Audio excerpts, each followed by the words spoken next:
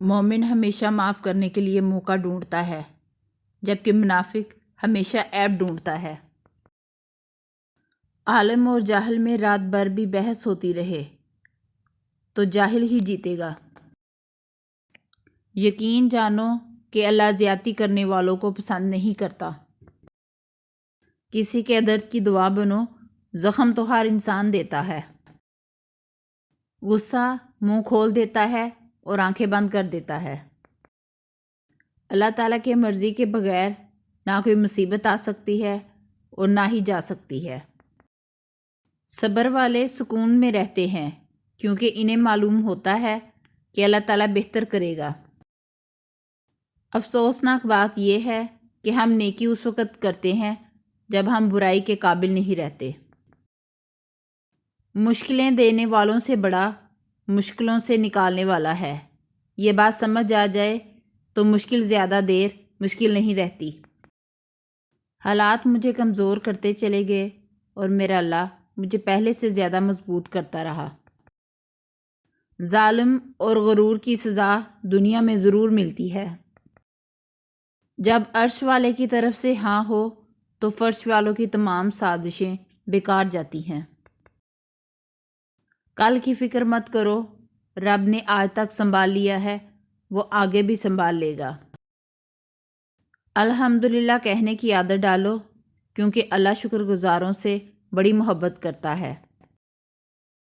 میرا اللہ جب کسی انسان سے خوش ہوتا ہے تو بدلے میں اسے 5 وقت کا نمازی بنا دیتا ہے۔ یا اللہ ہم سے راضی ہو جا، آمین۔ نبی کریم صلی اللہ علیہ وسلم نے فرمایا، جب تم نماز کے لیے کھڑے ہو تو اسے الوداع نماز سمجھ کر ادا کرو۔ صفائی رکھا کرو کیونکہ اسلام صاف اور پاکیزہ ہے۔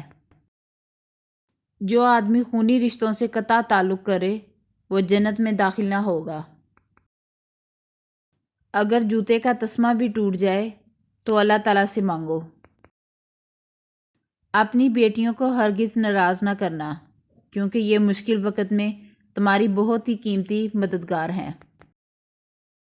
نماز کی طرف اٹھنے والا ہر قدم بھی صدقہ ہے۔ اگر تم وہ جان لیتے جو میں جانتا ہوں تو تم بہت کم ہنستے اور بہت زیادہ روتے۔ شرک کے بعد بدترین گناہ اللہ کی مخلوق کو تکلیف پہنچانا ہے۔ اللہ احسان کرتا ہے لہٰذا تم بھی احسان کیا کرو۔ کھانا اکٹھے کھایا کرو کیونکہ برکت جماعت کے ساتھ ہے۔ ایک وقت ایسا آئے گا کہ دین پر قائم رہنا اتنا مشکل ہوگا جتنا ہاتھ میں چنگاری پکڑنا۔ مسکین کو وہ کھانا مت کھلاؤ جس کو تم خود نہیں کھاتے۔ اللہ تعالیٰ فرماتا ہے کہ اے ابن آدم تو خرچ کرتا جا، میں تجھ کو دیے جاؤں گا۔ خیرات کو مت روکو ورنہ تمہارا رزق بھی رک جائے گا۔ بندے کو اللہ کے ذکر سے بڑھ کر عذاب سے بچانے والی کوئی چیز نہیں ہے۔ بہترین اخلاق یہ ہے کہ جو تم سے تعلق توڑے تم اس سے جوڑو، جو تمہیں محروم کرے اس کو عطا کرو اور جو تم پر ظلم کرے اسے معاف کر دو۔